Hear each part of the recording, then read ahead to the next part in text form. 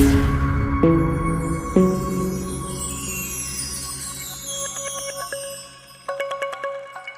9 જુલાઈ પાદરા માટે કાળમુખો સાબિત થઈ હતી, જેમાં મુજપુર બ્રિજનો એક ભાગ ધરાશાયી થયો હતો, જેમાં 21 જેટલા નિર્દોષો મોતને ભેટ્યા હતા. જે ઘટનામાં હજુ એક ટેન્કર 23 દિવસથી બ્રિજ પર અટકેલું છે.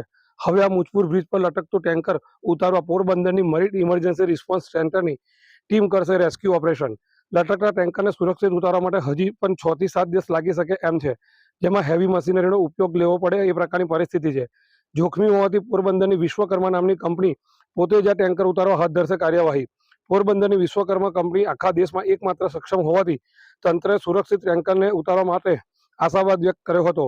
ખાસ તો આ આખા ઓપરેશનમાં 3 જેટલા એન્જિનિયરને સિંગાપુરથી બોલાવવામાં આવનાર છે. આ સાથે જ 20 લોકોની ટીમ દ્વારા સર્વે પૂર્ણ કરી દેવામાં આવ્યો હોવાની પણ માહિતી આપવામાં આવી હતી.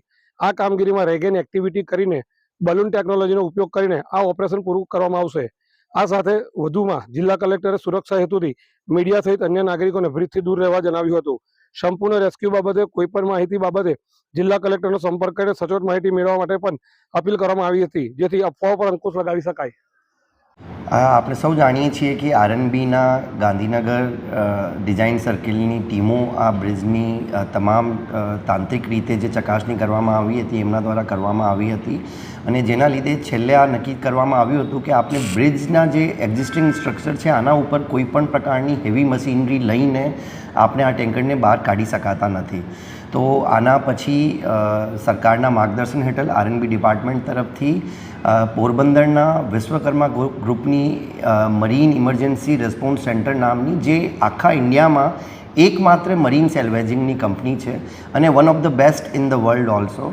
તો આ કંપનીને અને એ લોકોએ વોલન્ટરીલી આ કંપની ગુજરાતની હોવાથી ગુજરાતને લગતો પ્રશ્ન છે, તો એટલા માટે આ કામ કરવાનું નક્કી કર્યું છે અને સરકારશ્રીના માર્ગદર્શન હેઠળ. અને અત્યારે કંપનીના તમામ માણસો જે ટીમો છે એ તમામ સર્વે કરી લીધું છે. આગામી 4 થી 5 દિવસમાં અઠવાડિયું પણ લાગી શકે છે, પણ ટેન્ટેટિવલી અમને જે એમના સાથે જે સંવાદ થયું છે એના આધારે એમને કહેવામાં આવ્યું છે કે 4 થી 5 દિવસ બ્રિજ ઉપર જે પહેલાં રિગિંગની એક્ટિવિટી કરવાની છે, રિગિંગ કર્યા પછી એ બલૂન ટેકનોલોજીથી આખું વિધિન આવતા 7 દિવસની અંદર એ ત્યાંથી ટેન્કર હટાવી દેવામાં આવશે.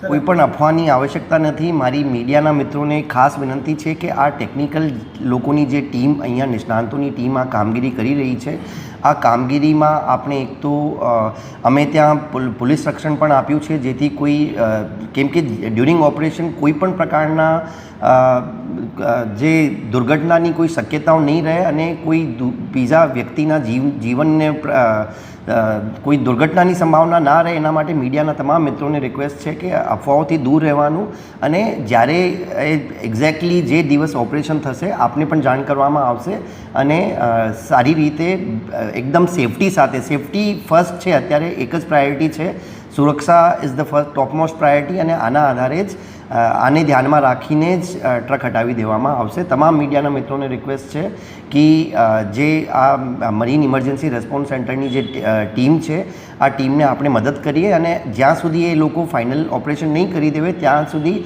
આપણે એમની કામગીરીમાં પણ ડિસ્ટર્બન્સ પણ નહીં કરીએ. આ પણ એક આપણને બધાને જોવાનું રહેશે.